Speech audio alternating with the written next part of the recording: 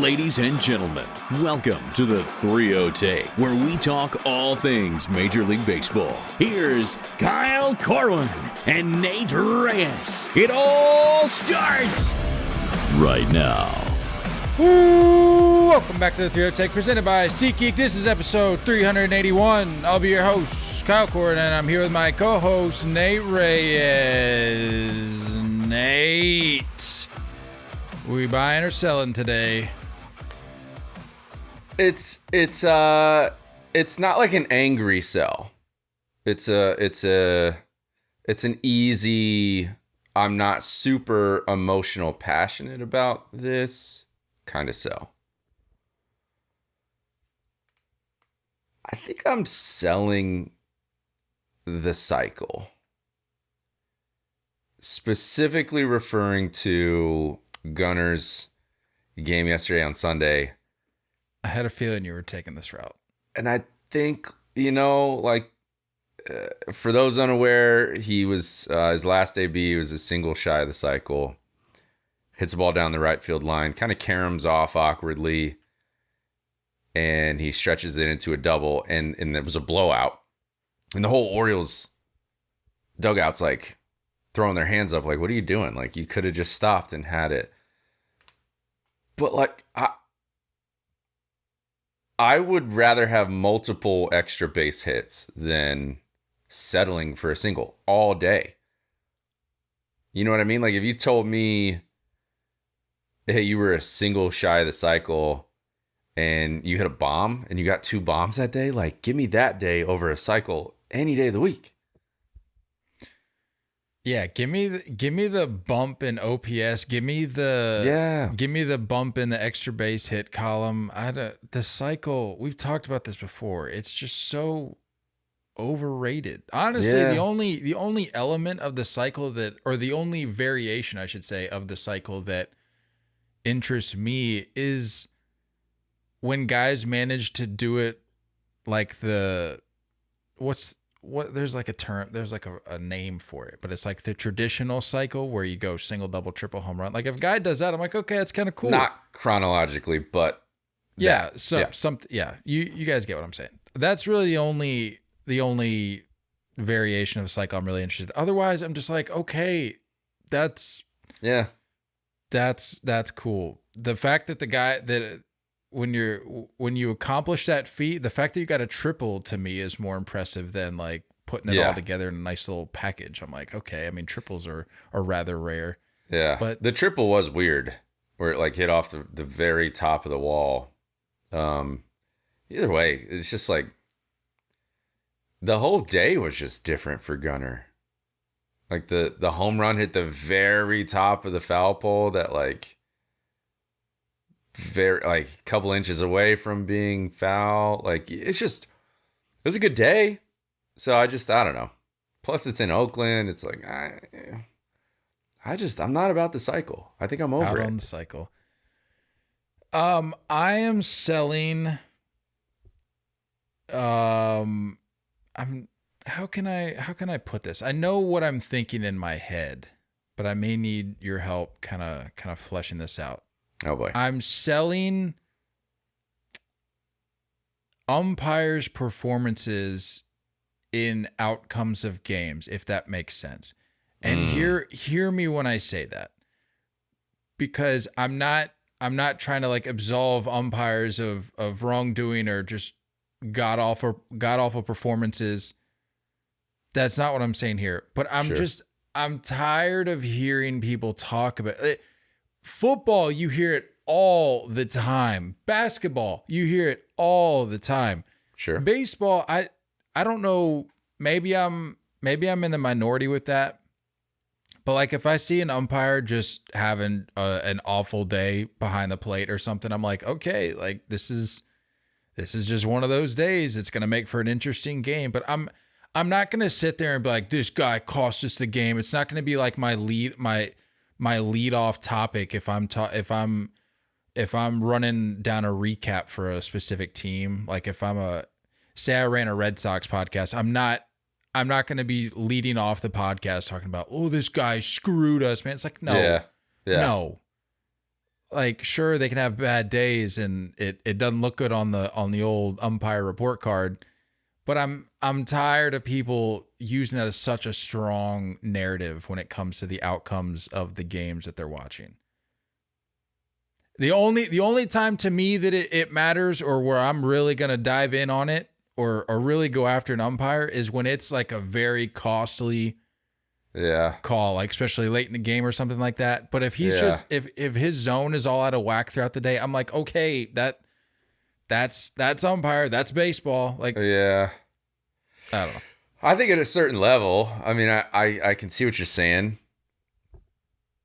Angel Hernandez yesterday was okay. Well, he's in a world of his own, so we don't really include Angel Hernandez in this. That was bad, but I'm not spending any more time on this than just this specific conversation.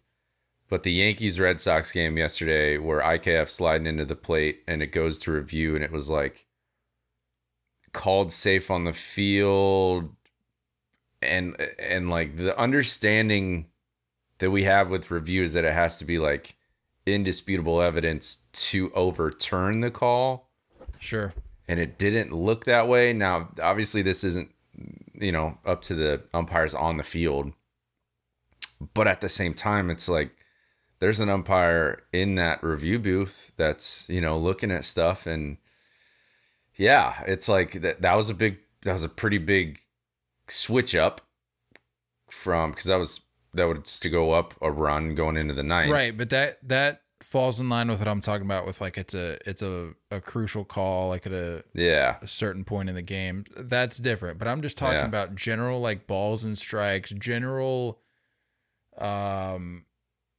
performance, speaking more to that than crucial calls late in the game, because I'm just tired of hearing about, well, the umpire zone.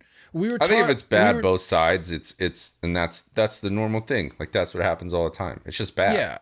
Yeah, and usually that tends to be the case where umpires just don't have it that day. Their zone is way off. But like, and I understand people's push for the robo umps and all that, but like, for the people that like having the umpires be an element of the game, we were taught that when we were kids. It's like, look, the umpire has this specific zone. He's calling low today, so you're gonna have to make an adjustment.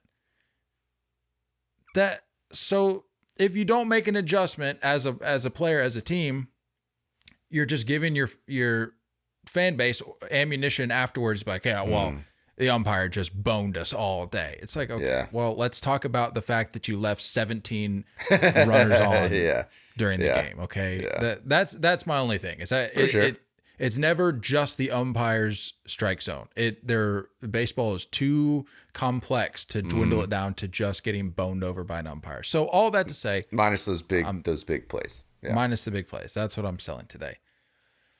Anyway. Before we get going, I saw you got some ink this weekend. Yeah, I figured an 8-game losing streak was the right time to get it. I wasn't gonna say it, but at the very least, I thought it was an interesting point in time to get the ink that you got. Try to show the camera, because I gotta stand up because it's upside down for, like, me if I look at it. So it's upside down if you look at it that way.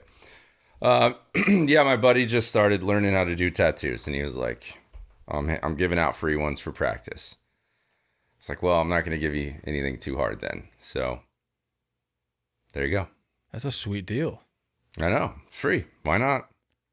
So I needed a Yankee one anyway. I never knew what I was going to get. So, but I think you needed to ask him if you get like a rain check on that bag. Can we wait till 2025 minimum? Right? I know.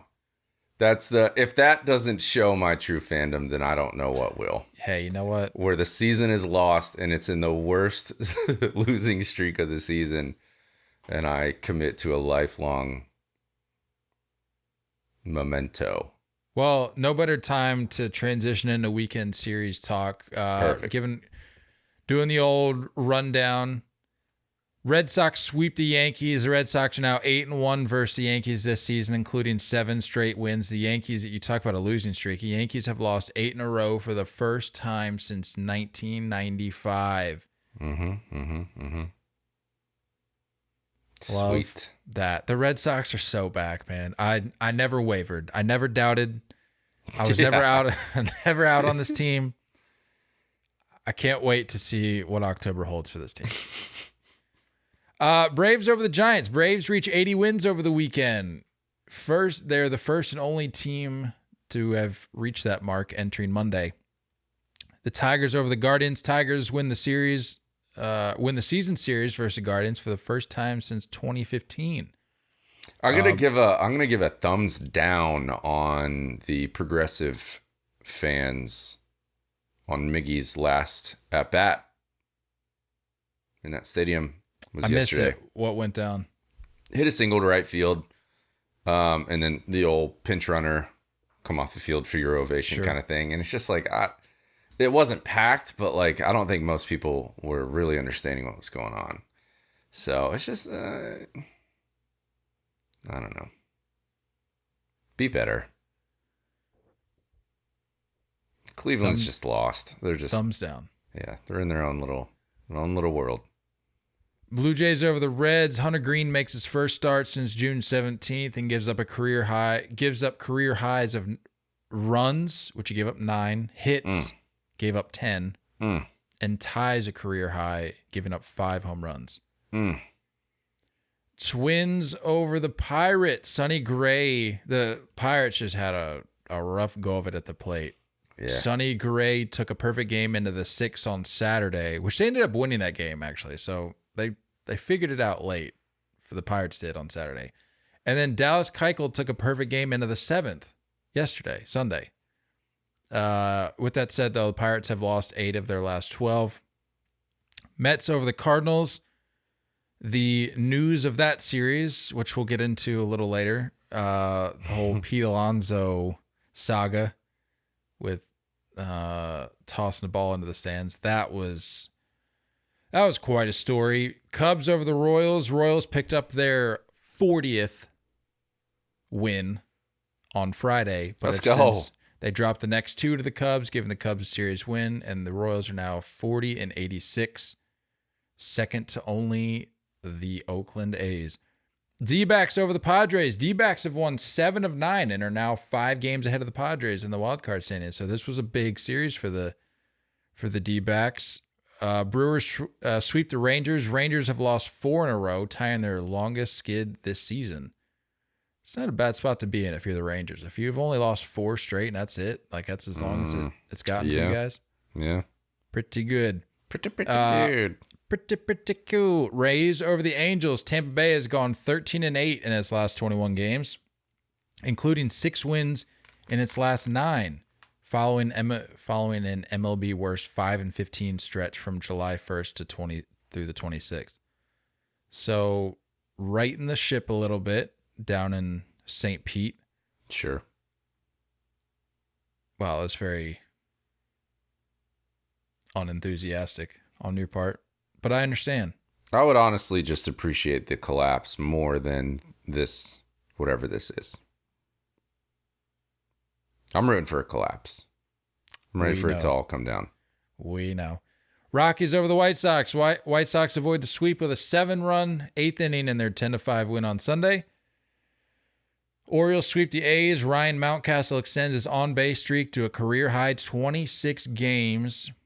And as we already mentioned, Gunnar Henderson opts for a double in his last debut on Sunday instead of a single for the cycle. Dodgers over the Marlins. Dodgers sweep the Saturday doubleheader for a series win, which, by the way,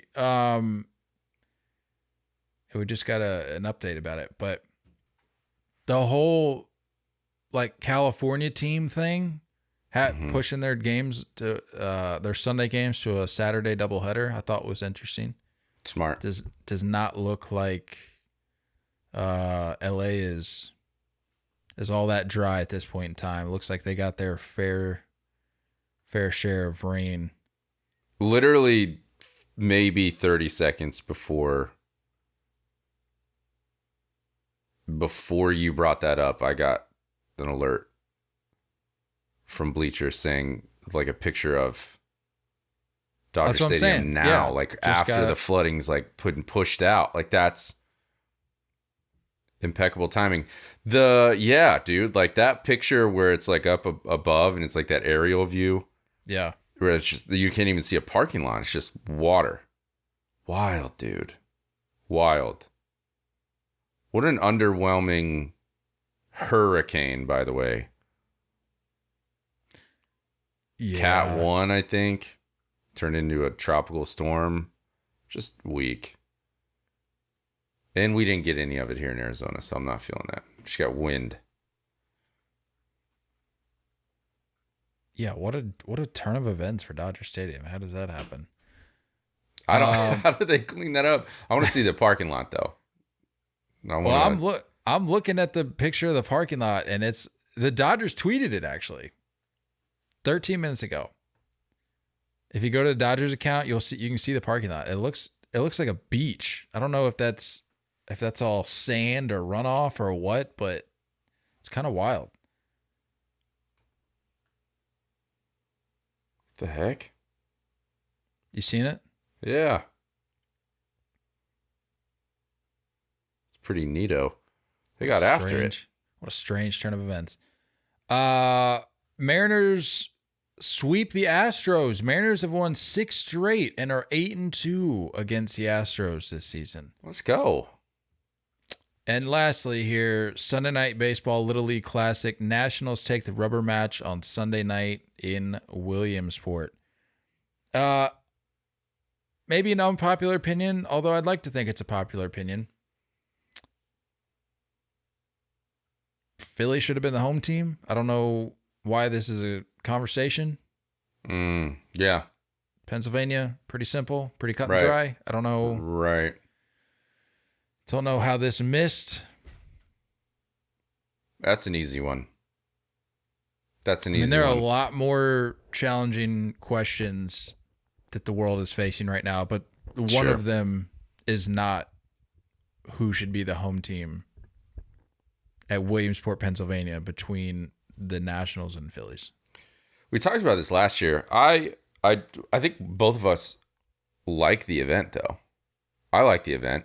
I like that there's no one else there but the players and families. I don't even know if families are there. Is it just players and coaches? I don't even know if like parents are allowed to go there. I can't tell. I don't know. It's pretty small. It's pretty small as far as the crowd goes. So I like that. Love all of like the pregame festivities. You know what I mean? Like imagine Bryce Harper pulling up and wearing your Little League hat and signing autographs like in your Little League hat and like. Man, did you see the video? So cool. The clip of him signing autographs for the kids. His crew was rolling deep, man. There was like 2 cops there. There was like a security guard. I think there was like a team rep or like an event rep or something. Rolling deep, but just sick, dude. It's just all that stuff's cool. The bats. Shout out Victus Bats for dropping the pencil bat and the crayon bat. Am I allowed to?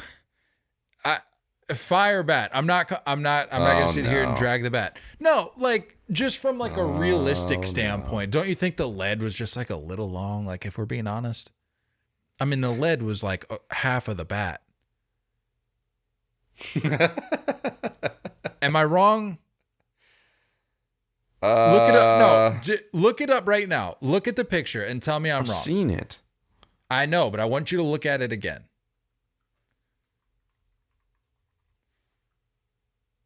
Pencil bat.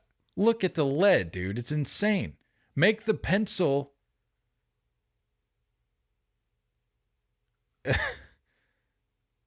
Do you get what do you see what I'm saying? Yeah, now you get it. You get it. I guess. But at the same time, like the lead has to be a little bit taller than the hands. So that way you can tell that it's lead. But I see what you're saying. Overall, I think it is a sick bat. I like the crayon one too. It's strong, man. It's strong. Speaking of bats, you need to get with your boy David Cohn and tell him who SpongeBob SquarePants is, because he looked at Bryce Harper's bat, who known, for lack of a better word, fanatic of the Philly Fanatic. He's got him on his cleats. He's got him everywhere, the Philly Fanatic. He had a bat for this event with the Philly Fanatic on it. And David Cohn, they zoom in on the bat, and you hear David Cohn go, SpongeBob? Is that SpongeBob SquarePants? Oh, boy. Coney, come on, buddy. Boy. Come on, be better. If you don't know who SpongeBob is, that's fine. But how long have we been around the game now? How long has the Philly Fanatic been around now? Hang on. What is this one? The one with the sunglasses and the beard. Did you see that one? You've seen the picture with all of them lined up, right? No, I have not seen this. Look up, go to Twitter and then type in Victus bats. Shout out Victus. And then it'll be like the second one down where you can see all of them lined up. Dude, they're already selling the pencil bat. No free ads, but they're already selling the bat. Like they have some dope ones in here. The crayon one, that's strong. Crayon one's sick. The Philly one where it's got like the Liberty Bell on it and like different signs and stuff. And then go over, if you flip it upside down, it's much easier. But if you look at the one, there's one with like Philly the Fanatic headband. I guess it's Bryce Harper or maybe like Brandon Marsh. I don't know. And then big glasses, big beard. See it? There you go.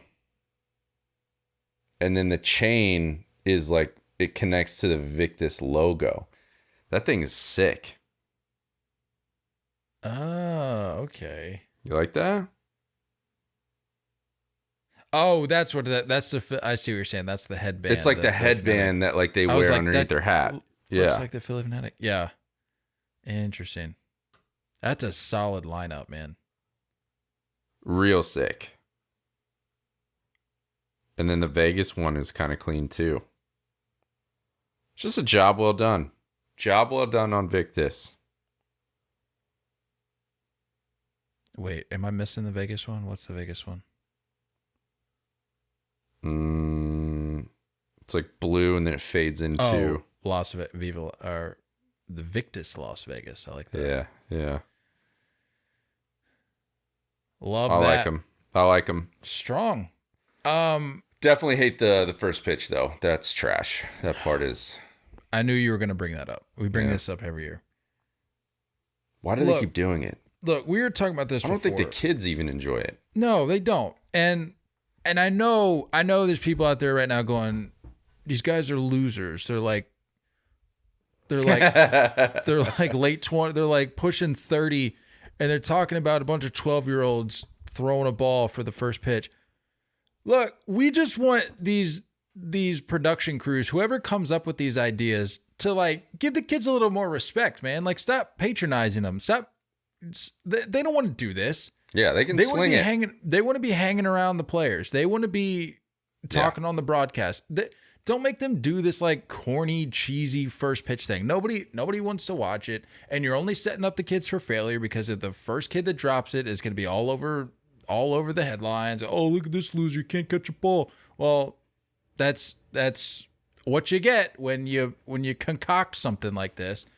So just don't treat them like they're 5, like they're 12. They're kids. Like how do you feel about just throwing it around? But you get like the outfield involved. You know what I mean? Like throw it around. And then have kids at the specific. At least there's like a little bit of a throw. This weird like little 5 foot. You can tell they don't know what to do, so they just do like a little like dart throw. Go back and watch the video. Tell me how many kids have a smile on their face. They don't want to do that. They're going, okay, I got to make sure I do this throw right. Like it's just not about it. That doesn't do it for me. I don't care that much, so I'm gonna be done talking about it. But I'm looking out for the kids. You know, like don't patronize the kids. Like let them do something a little different. This whole like mile long, 30 player first pitch thing. Just be done with it. Yeah, Yankees Tigers next year. Correct. Yeah, I was going to bring that up. 2024. Yankees will probably still be in rebuilding mode at that point. But probably still in the losing streak at that point. Yeah.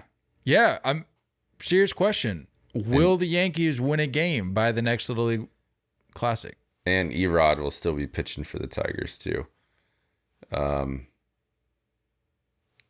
Yeah, I don't know, dude. Who decides these matchups? And like, is it just how the schedule lines up? Like, no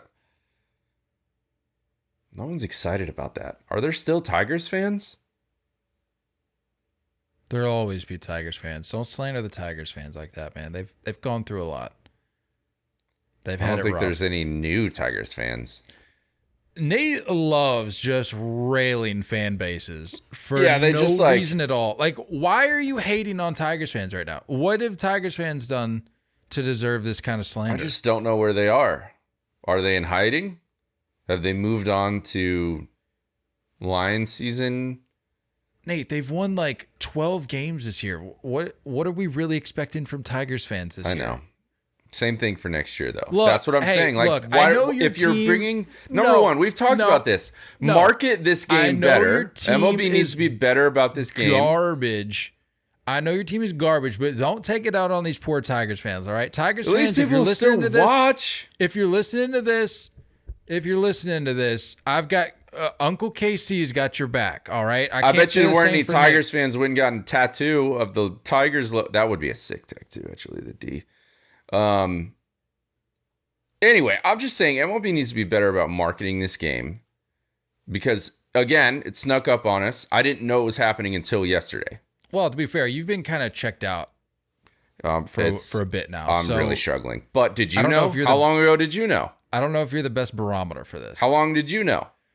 Definitely not since before Thursday. You want the honest answer? You want the honest Saturday. Answer? You found out Saturday. You want the honest answer Sunday afternoon. Sunday afternoon. Because I was looking at the schedule and I go, why in God's green earth are the Nationals playing for Sunday Night Baseball? And then I put two and two together. It's Williamsport, Little League Classic. That's what I'm saying. Why are they giving it to teams that aren't going to get viewership? That's all I'm saying. That's all I'm saying. Be better about marketing it. Build up to it. Then again, I guess like if people are watching, I don't watch the Little League World Series. Do you? No, honestly, I'm more interested in like the regional games that they have because I like seeing like every now and then I'll tune in and like a team from like Northern Virginia will be on there. Like I like tune into those games for the Little League World Series. I used to go up there all the time as a kid. Like I'd watch it all the time. We'd go up every August or whatever. But yeah, I'm out on it at this point. Yeah. So I guess maybe if people are watching those games, they're probably hyping up this game quite a bit. But I don't know. It's just like for sure. Be better at marketing it and building it up and getting teams that people want to watch. Not the Tigers and not the Nationals. Do you think, serious question, do you think that the people that were allowed into the park for this event, do you think they were able to use SeatGeek? Probably not. I think it was free. I think it's a free ball game. That's tough. That's probably why they don't market it very much because it doesn't bring any money in. Shocker.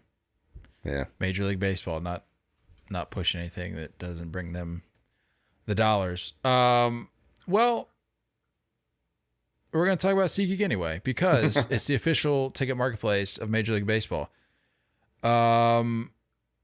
We discovered last episode, I believe it was, that you can get tickets to the circus if you wanted to on there, which was news to me. You can get tickets to games.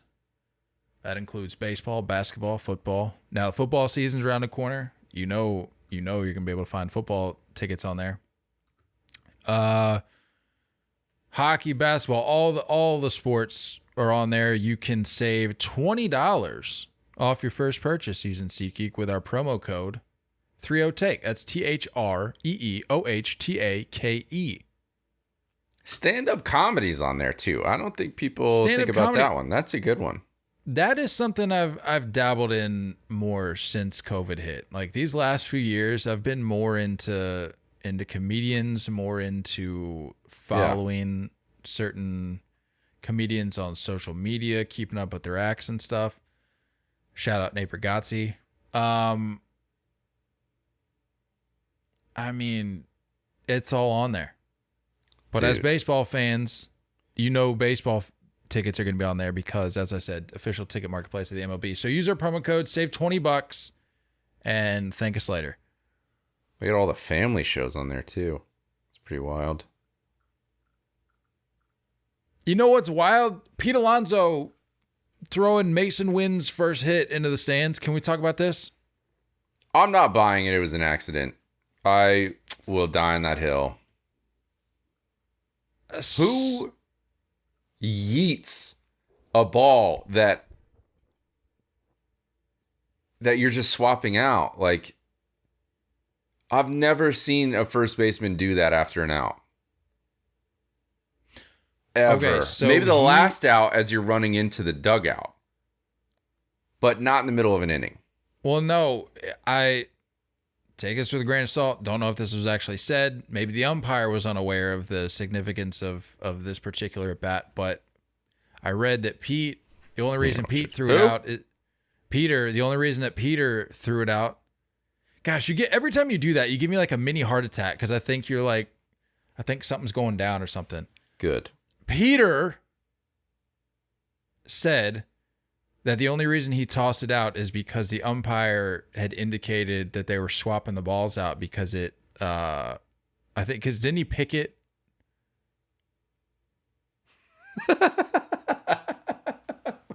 I'm sorry, bro. I wanted to watch it again on Twitter, and then it showed the clip of when Trevor Bauer just launches it from the mound over the center field wall. That's basically what he did. No, but I'm pretty sure he picked it, and the umpire was like, "All right, we'll get a clean ball in there," and that's why he eated it. But then after the game, they're asking about it. He's like, "Oh, I felt terrible. Like it was a brain fart. Yada yada yada."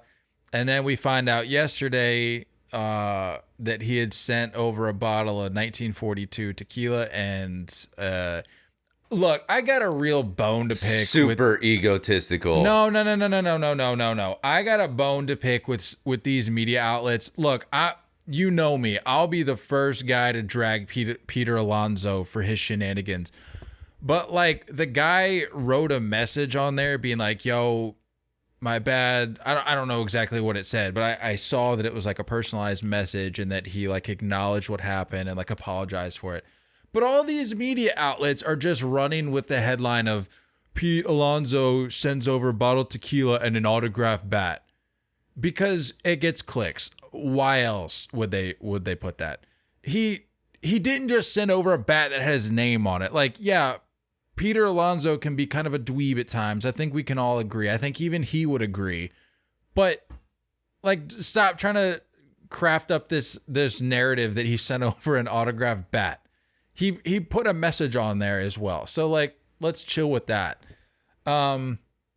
Whether or not it was an intentional thing, I don't know, man. I don't know what to believe. I could understand if you're him and you're not fully aware of like who's at the plate, what just happened, and you're kind of in your own world. And we all know he's probably thinking about doing like deadlifts or squats after the game, or he's probably thinking about next year's home run derby.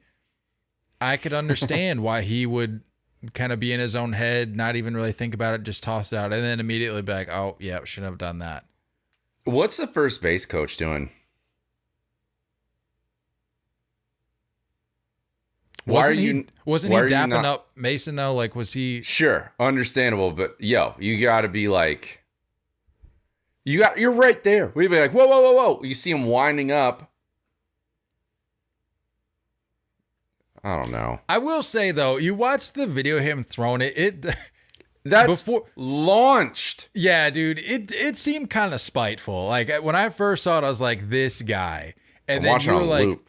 And then you were like, "Yo, we're gonna need a pepperoni Tony about this." But then I was like, like hearing him talk about it, I'm like, I don't know, man. He did seem he seemed pretty like he was beating himself up a little bit. I want to know like the level of cheering.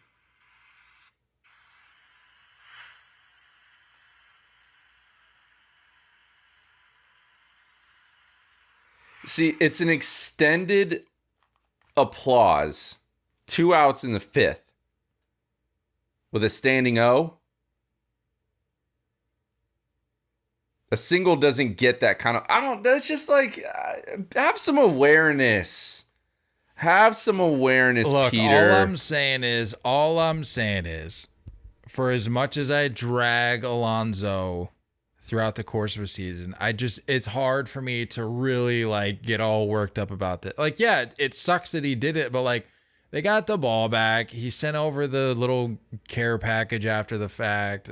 Like, it's just really hard for me to get upset about it. That's all. Had he I'll give him credit. He made a nice play.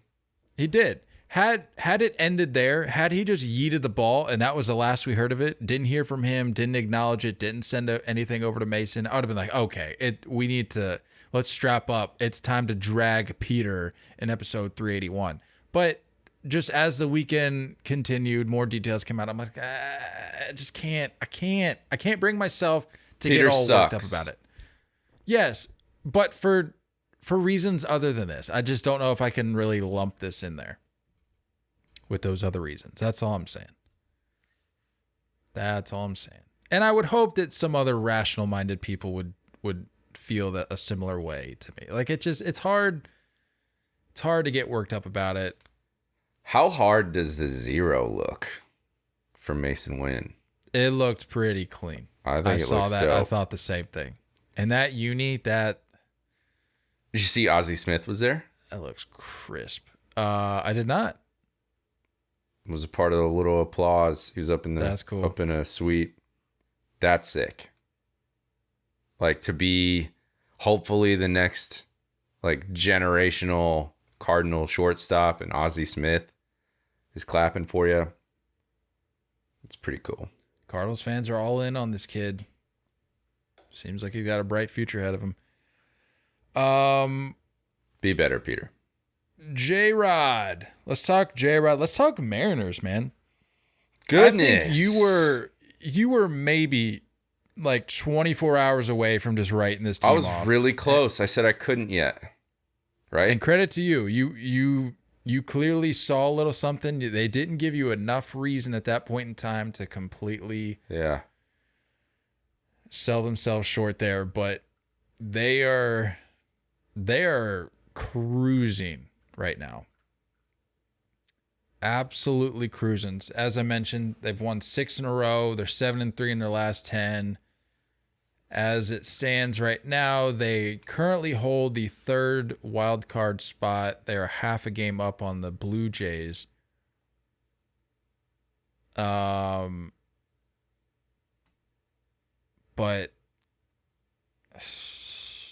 I don't know, man. Well, look, let's look at JROD is carrying this team. JROD's doing his thing for sure, and that's absurd. Was that a record? Like in a 4-game span? I think it was. He was going for a 5-game record, but I think he went like 1 for 5 or something like that yesterday. So yeah, I think he led off with a double or something, and then had It was 0 for 4. I think he needed 2 more hits to get a 5-game span record, but I think this was a 4-game. 17 hits. 17 hits in 4 games. Shout out to Yankee. Well, bro, that's a good week. Yeah. That's like a really, really good week, like a full 7-game slate week. That's a good 2 weeks. The shout out Yankee World on Twitter said Julio, and this 4-game stretch ended Saturday. Like the Saturday was that 4th game. Yeah. So this tweet was following that 4th game. Said Julio Rodriguez 4 days ago compared to now. His average jumped from 256 to 278. On base jumped from 319 to 337. Slug jumped from 432 to 463. OPS jumped from 751 to 800. Weighted runs created plus from 111 to 125, and his F4 from 3.7 to 4.8. No 4 games. Better time. Let's go, Julio. No better time. 4 games. Coming down the stretch, bro. Let's send it. Look. this is what happened last year. You start to just get a little thing going at the right time of year. A little bit of momentum. And the thing that interests me is the team that sent them packing last October. They kind of have their number this year. They're 8-2 against the Astros this year. Need to see it in the postseason now. We need to see that matchup. Yeah. That's one hurdle that they've hopefully figured out heading into October. Should that matchup present itself. I'd be down. I think Mariners fans, like, that's the only way. I think that's the only way to feel better about last year. I don't know. And that kind of sucked. That series kind of sucked. They're only 3 out in the division. Are they really? They're only 3 out, dude. I was not paying attention to that element. They're 69-55, 7-3 in their last 10. Rangers are scuffling. I mean, Houston and Texas are both 4-6. Let's look at August overall for Seattle. You start off finishing up a series with the Red Sox. You go and 4-game sweep the Angels. Short 2-game sweep over the Padres. You get popped in the mouth by the Orioles and lose 2 out of 3. Then you turn around and take 3 of 4 from the Royals. 3 straight against the Astros like we just talked about. And then you look at the rest of the month. You got 3 against the White Sox, 3 against the Royals, 3 against the A's. I mean, what a way to head into September. Mariners have the second best record in the month of August, behind only the Dodgers, who are 17-2 since August 1st. But the Mariners are 14-4 with that schedule left to play in this month. Throughout this month. I don't know, dude. I don't know. And then September is gonna, like, the September is in front of you, dude. September ends with a 3-game set against the Rangers, and then a back-to-back series. Yeah, dude. Rangers, Astros, Rangers. That's how September ends. It's up for grabs. That's your season right there. If you're within 3 games heading into that stretch, anything can happen. Anything can happen. By the way, they have the A's before that stretch starts to get loosened up and get things going. Nice. What's the home away scenarios for those 3 series? They are in Texas, hosting the Astros, and then hosting Texas again. Ooh. Yeah. All right, so you get the road series knocked out, and then you're home for the T-Mobile is gonna be rocking. That's the end of September. Ooh, I mean, I'm here for that. You can't ask for a better situation. Baseball. Yeah, that's gonna be nuts. If it's this tight, the division is coming down to the last week in the West. You can't ask for something better. A lot of these divisions are a landslide right now. Not this one. I'm here for it. Let's go Mariners. The problem is you got Eovaldi coming back somewhat soon for the Rangers, which is certainly a little bit of a blow to the Mariners' hopes, but not all is lost. Not all hope is lost there with that. Anything can happen, but it'll make for an interesting month of September. Speaking of which, I need September to be here because this is the worst. August sucks. This might be my least favorite month of baseball. Is there a worse month than August? I don't think so. February maybe. February kind of sucks too. Like what do you have in February? Spring training. Obviously, yeah, but who really cares about spring training? Nobody cares about. I'm saying during the season. I don't think you can count. Can't count that. Of course, February is worse. That's fair. I mean, they're both equally bad to me. They're both rough, but August in general. February is the winter August. Yeah. Yeah. I think August is probably the worst month in general outside of baseball, just in life. I think August sucks. Everybody's wrapping up vacations. That's depressing. Kids are going back to school. It's still hot, and you're like, everyone's definitely ready for fall. Everyone's very hyped about fall. You don't have any holiday stuff. Like, just get out of our way, August. Like, August blows. August blows. And it makes for just brutal baseball to watch at times. Yeah. Like, we're getting to that point where not the division, but like the playoff pictures coming into focus. The contenders are really showing up, and the rest of the teams are just dissolving. August is just the worst, man. Yeah. Let us, speaking of the Astros, wanted to, I don't know how people are going to feel about this, but we have to acknowledge Jose Altuve's 2000th hit. Yeah.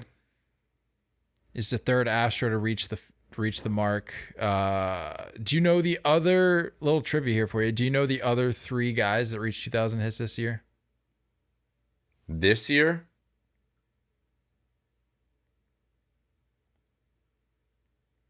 We talked about two of them. I don't know if I remember talking about this third one. We may have mentioned McCutchen. Carlos Santana? Mm-mm. Salvador Perez? Mm-mm. He does wear blue, though. Oh, well, that narrows it down. Well, I mean, how easy of a hint do you want? George Springer. All right. Well, if like my he wears guess. blue hint was insulting to you, he plays in L.A. How about that? Does that Freddie? actually narrow it down? Yeah, Freddie Freeman. That's a quick 2,000. Good for Freddie. And then third, Elvis Andrews. I don't remember talking about that. I don't remember making much note of that. I don't think anyone's talked about him for a while. 7 active major league players with at least 2,000. We've mentioned McCutchen, mentioned Freeman. Obviously, you got Altuve now. We also have Miguel Cabrera, Joey Votto. Is Nelson Cruz? What is the deal with Nelson Cruz right now, man?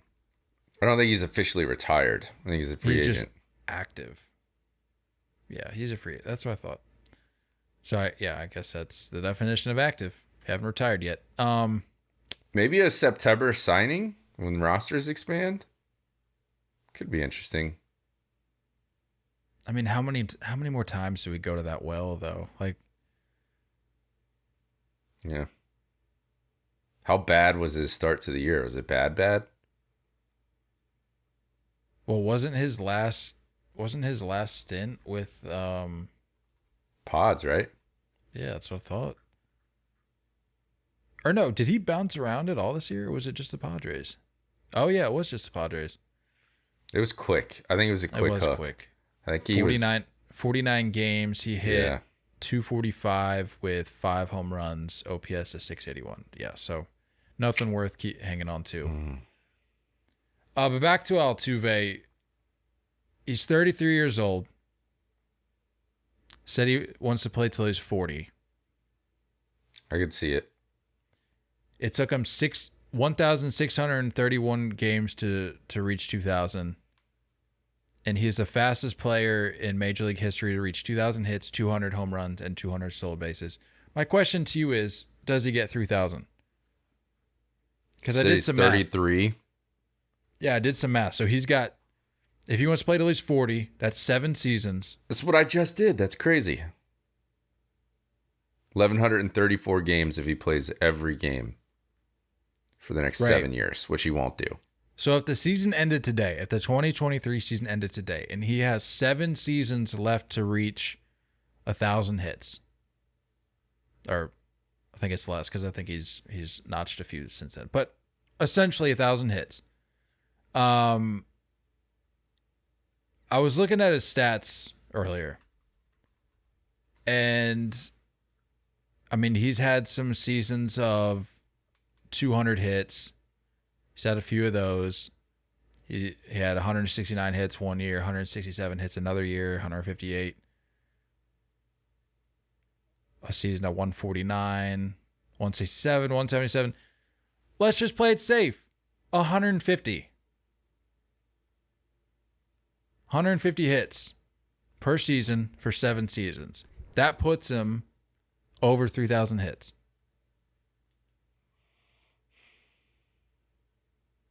I want to say no, but I think I have to say yes.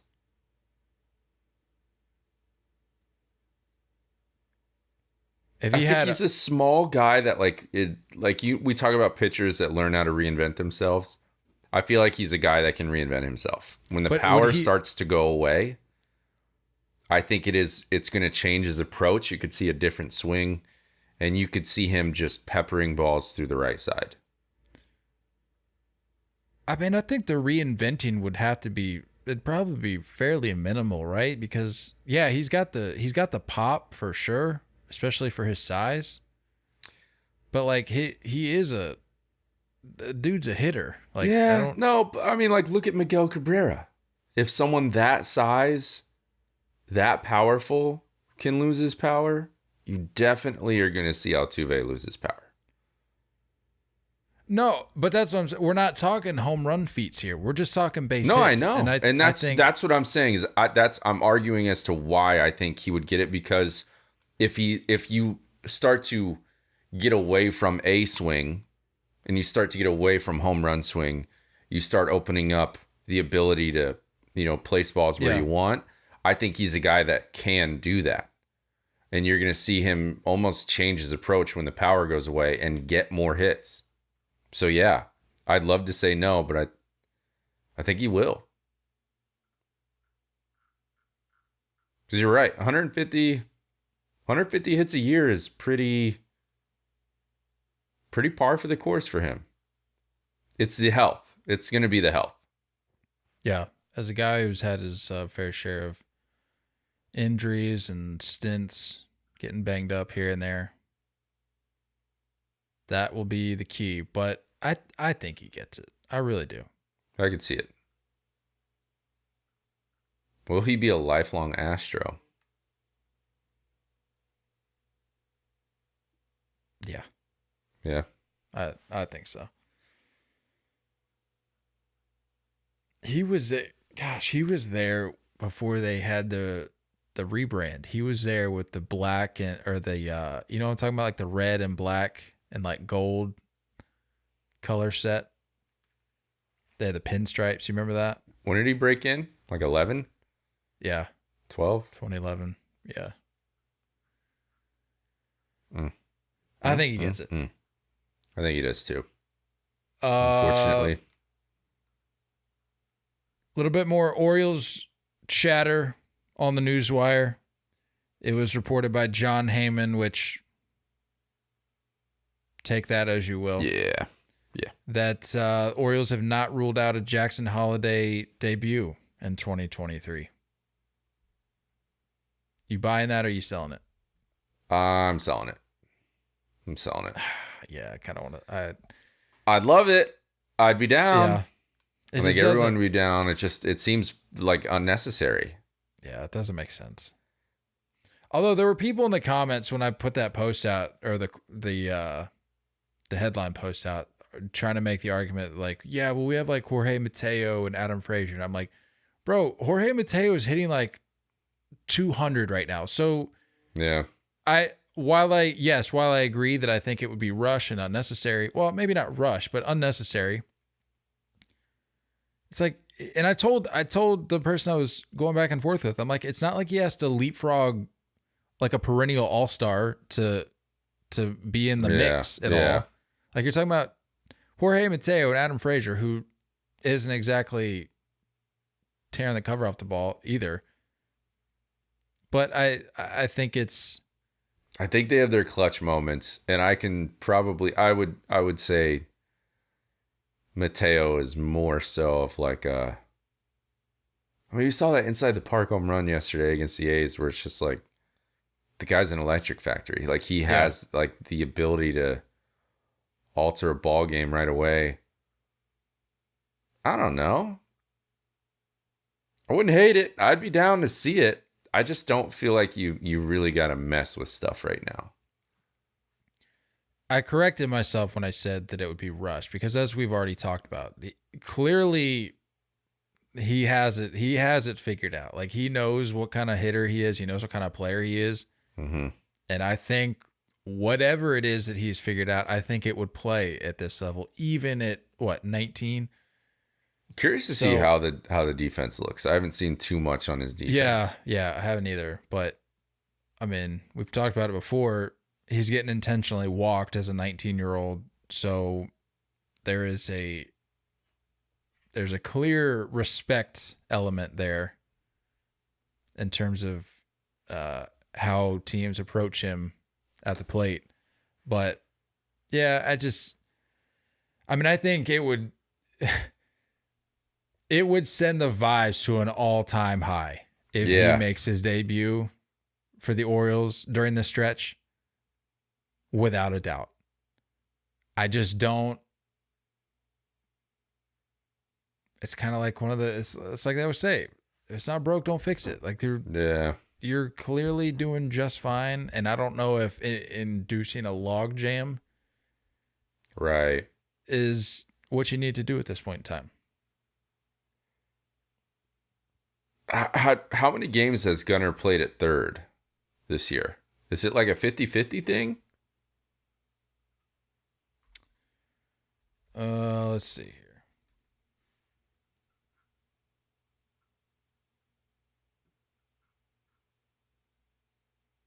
Or do you leave Gunnar and we're only talking about second base? He looks like he's played more at third than short. I'm not getting the game breakdown though. I can't figure out how many he's played. Oh, wait, hold on. Games by position. There you go. 2023. So he's played 67 games at third and 54 at short. He's DH'd 11 times. Yeah, it's a pretty even split. I guess Mateo is playing more than I thought he would.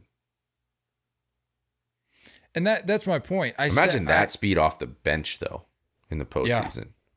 Yeah, but I say that about inducing a logjam, and I need to reiterate.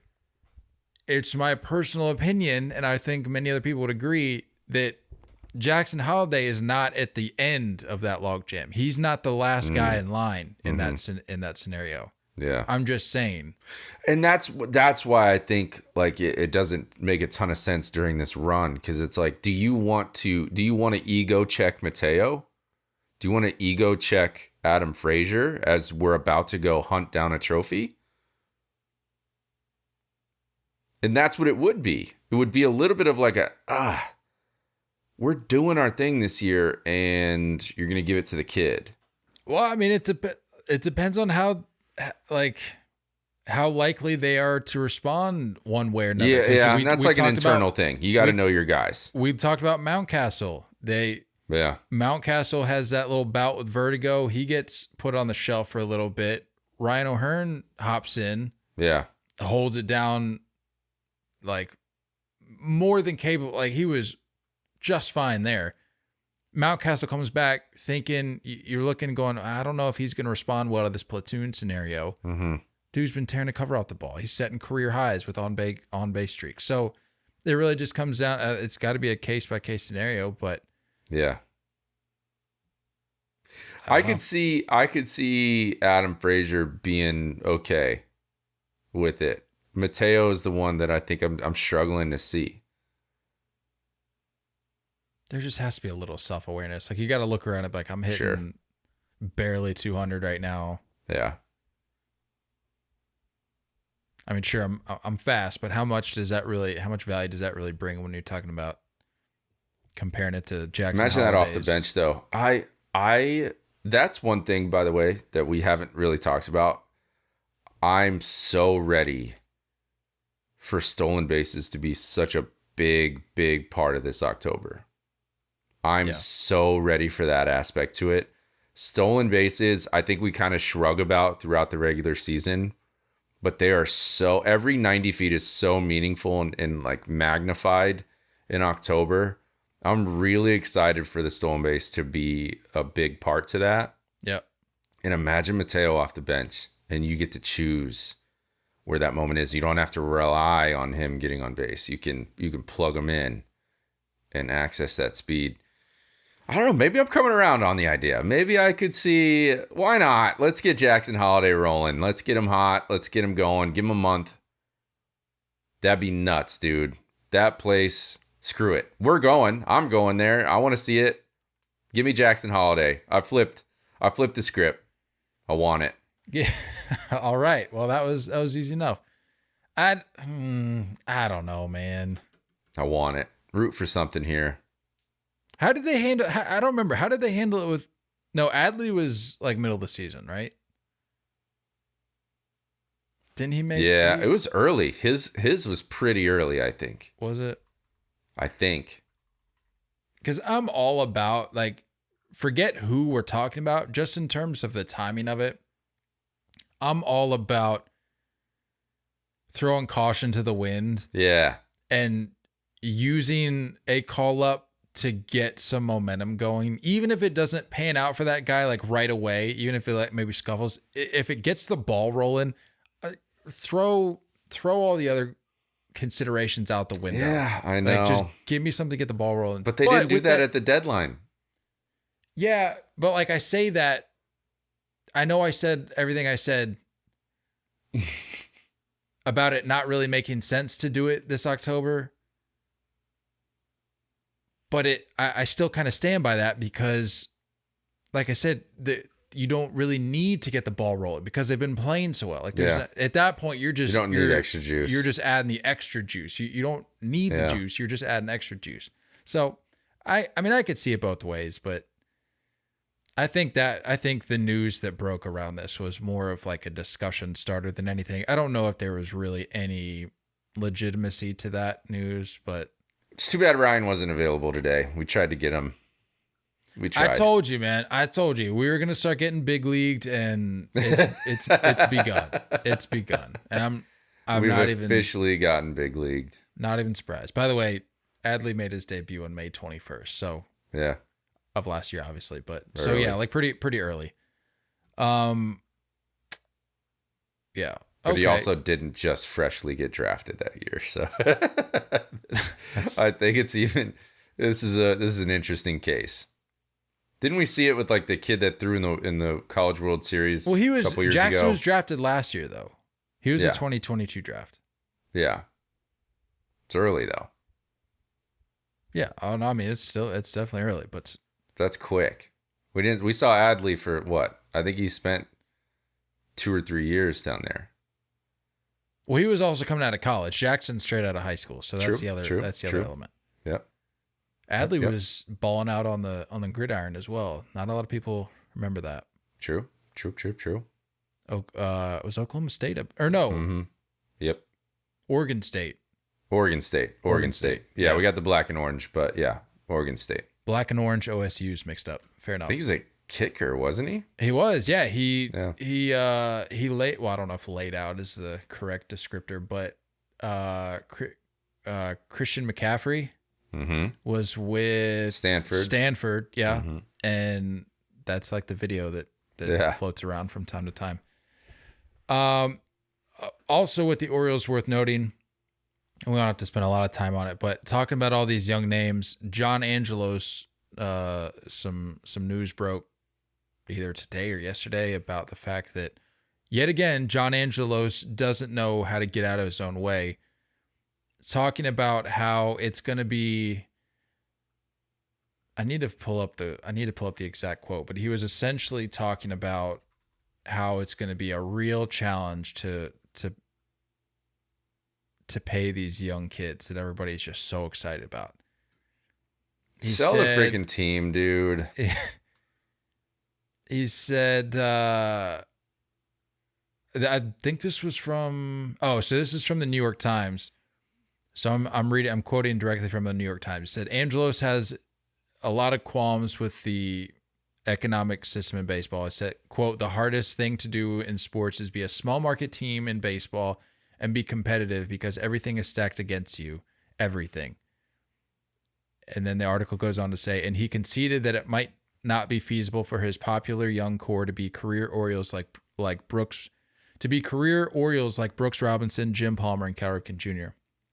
Without major changes, he sees only one way the team could retain all of its young stars. Quote, we're going to have to raise the prices here dramatically, Angelos said. Big surprise. Big surprise. Dude, you've missed, I feel like you've missed your window to get the early sign during the arbitration years. I think you've slightly missed your window with Adley. You might have a little bit of window left with Gunnar. But that's what you needed to do. You can't wait. You can't let them go through every year they play, their price is going to get higher. So the longer you wait, every day worse that off passes. you're going to be. Yeah.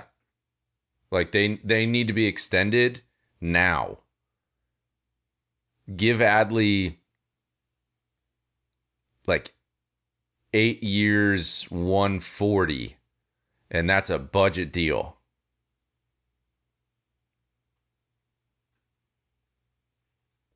Get it done. But no, you're going to wait around. You're going to drive tickets up. And then I'm not saying everyone needs to stay an Oriole, but if you can keep them through their prime, you're talking about like borderline transitioning out of small market. And now you're like the Braves aren't that massive of a market when it comes to like who you compare them to with Philly and New York and LA. Like the Braves aren't in that. Atlanta is not in that conversation. But look what they've created. Why can't the Orioles would be in the same boat? They'd be in the same boat if they signed these guys and made smart decisions. So I don't know how accurate this thing is. Actually, this is a tweet from February. So this is actually kind of ironic that this is resurfacing in August. But a tweet from Nathan Ruiz said, he was talking about John Angelos, said, John Angelos said the Orioles won't have a payroll at the level of the Mets, Dodgers, Red Sox, Yankees. Quote, that's not an Oriole thing. That's a small middle market team thing. Then he goes on to comment, the San Diego Padres are the number 27 media market and have a $250 million payroll. Baltimore is number 28. Mm-hmm. Which that was what I was looking at because I saw a different tweet talking about or comparing the Padres and the Orioles in terms of their media market size. But this was a different one. But the sentiment is the same because it's like you look at the Padres, look at how much money's on their payroll. For sure. You can't be using as market conversation anymore. You just can't. No, and the market sharing and all that stuff, it's just there's ways to go about it. And Adley, Gunnar, they're not as big as Tatis yet. Like you're still in that smaller build up with their careers. Like you still got time. You don't have to drop 200 on any of those guys yet. I don't know if Adley is not. Adley would be level, the one. He's quickly approaching. If not, that's what I'm saying. If you wait another year, then yes. Orioles fans would tell you that Adley has already reached that level, but if he's not, he is quickly approaching. Sell the team. Get out of there. Every Orioles fan wants it. Yeah, just get rid of Angelos, but stay in Camden. You got to know this is coming too. Yeah. If you agree as an owner and be like, all right, we're going to tank for 4 or 5 years, just load up on draft picks. You have to know that there's going to be a new chapter coming where those draft picks, someone's going to pan out and you're going to have a lot of studs. You had to know that this was a part of the plan. Then when you get to that, you're like, I don't know if I want to spend money. This is what you wanted. I mean, to be fair, though, like how often do you see this many prospects so highly touted all pan out that quickly and at the roughly the same time. Yeah. That's what the rest of the organization was hoping for and is now getting. But Angelos is like, yeah, I'm down with that plan in the beginning. And then hopefully secretly in the back of his mind, he's like, I hope most of these guys don't pan out and I don't have to open the checkbook. Now he does. So recognize the fact that you have perennial all-stars all around your infield, and you gotta drop a bag. Couple bags. Talking about draft picks, closing the book here. Nolan, you're gonna have to help me out here. Oh boy. The kid for the Angels. Schanuel? Yeah, Schanuel. Schanuel. That's a lot. Schanuel. That's a lot going on. Nolan Schanuel. He got called up. What was it? This past. Did we get like an AB? Friday? See if I can find one. What's his first name? Logan? Nolan. It's gonna be hilarious when he goes on to be like a first ballot Hall of Famer, and we look back on this episode. Nate's like, what was his name? Logan? Yeah, it's like that video of the kid like opening a trout card. You're like, I can't remember if this guy's good or not. Back in 2011. Yeah, no, he got his first hit. He's had his AB, if that's what you're looking up. I'm trying to find see if we can get a commentator to say it.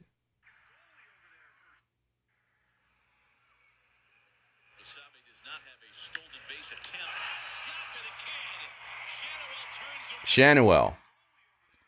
According to Matt Veskergen, it's Schanuel. Matty V. Nolan, what was it? Schanuel. He got called up less than 6 weeks after getting drafted.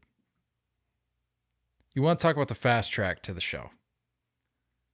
That was impressive. Do you want to talk about how you're sliding out of the race and you're just desperately trying to continue to get fans to the ballpark? Yeah, I don't. As excited as I was for Nolan, I don't know if this was the straw to grasp at here. If I'm the Angels, I don't know. I don't know if this is the fix. I was reading that of the guys in the draft or that went in the first round, he was 11th overall pick. I was reading that he was projected as the most major league ready. So while some might argue it's still a little too soon. Out of college, right? I don't know where he went. Yeah, but I think it was college. Florida Atlantic. Yeah. That's it. Yeah. He was hitting, at the time of the call-up, he was hitting 370, slashing 370, 510, 493. 21 minor league games under his belt. That's sick. So shout out to Nolan Schanuel. Tommy Pham got into it a little bit over the weekend with a fan. I know, it's shocking. A guy that carries himself extremely well and professionally gets into it. I can't stand him. And look, I don't want to get political here. I don't. We never do. We make it a point not to. But why, Tommy, did we have to go straight for the race card? Like, come on, dude. Yeah. Why? You could hear the fans be like, what? What are you talking about? I don't even know what he did that. I was trying to figure out what he did that AB because I didn't care either way. I was just curious like how that panned out. But like, Tommy, come on, dude. When are you going to learn to just shut up? Like, stay in your lane. Like, you're going to hear it from fans that's well known, that's well documented around sports, that you're going to hear it from fans. So, and to be fair, hand up. I have to acknowledge that when that whole thing with Anthony Rendon went down, I was kind of on Rendon's side where I'm like, you know what? Like, there's a line to be drawn there about, like, as a fan, what you should be saying to these guys. Yeah. But based on, like, I saw the fan put out some tweet about what he said, and then Tommy obviously disputed it. So I don't know really what was said. But if it's just them just chirping him, like any other player. Yeah, you got to be better, Tommy. Come on, man. Divisional matchup too. He'll be the reason of the Diamondbacks' demise. I'm just gonna blame it on him. I'm not looking at any stats, and I don't care about the fact that they sucked before they got him. Just a gut feel. The D-backs' demise, courtesy of Tommy Pham. And lastly, here, Paul DeJong DFA'd. Mere weeks after getting picked up by the Jays. Tough. It was a stopgap till Bo got back. Bo's back. Appreciate you. Is that the last of Paul DeJong? Appreciate you, but not really, because you didn't really do much for us. Did nothing. Yeah. Don't let the door hit you on the way out. Does he get a knock anywhere else? I don't think so. I'm sure he does. Because he's only what? Like, I would say 31. I feel like he's a 30. sneaky old guy. 30? 30. Just turned 30, August 2nd. His birthday was the day after the deadline. How about that? Yeah, I think he's not gonna be a top 10 shortstop anywhere by any stretch, but I mean, surely somebody will take him on. Sure. Maybe the Marlins will. Joey Wendell's playing shortstop for them every day. That can't be great.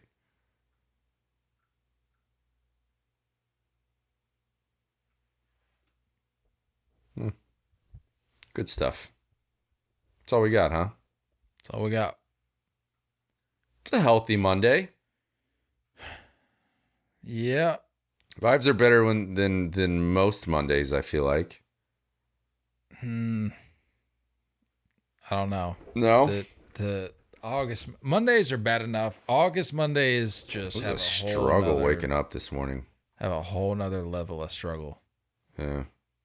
It's like gray and cloudy over here. It was a real struggle. I'd go back to bed right now. It's gray and cloudy over here. Yeah. Freaking August. It's just the worst. We'll see you guys Thursday, right? Are you good for Thursday? I think I'm good for Thursday. I'm good for Thursday. I think for now. Yeah. I think we're both good for Thursday. So we'll see you guys Thursday. Enjoy these next few days of Dog Day baseball. Yeah. Shout out to fantasy baseball playoffs starting this week, starting today. So congrats to anybody that made it into their playoffs for their league. Well, I don't know, some leagues, or at least our league started, yeah. But I feel like we're right around the corner from most leagues being in it. So, yeah, get after it. Also, closing the book edition, late edition, Nationals have extended Davey Martinez. Nationals and the manager agree to a 2-year deal. And apparently GM Mike Rizzo is expected to also reach a new deal. So I'm all in on Davey. Mike Rizzo, don't know how to feel about that, but just wanted to share that before we get out of here. The Curly W. Oh, Nats. All right, I'm all done. Don't go chasing curveballs. We love you all, and as always, looking forward to talking more baseball with you guys soon. Until next time, stay filthy.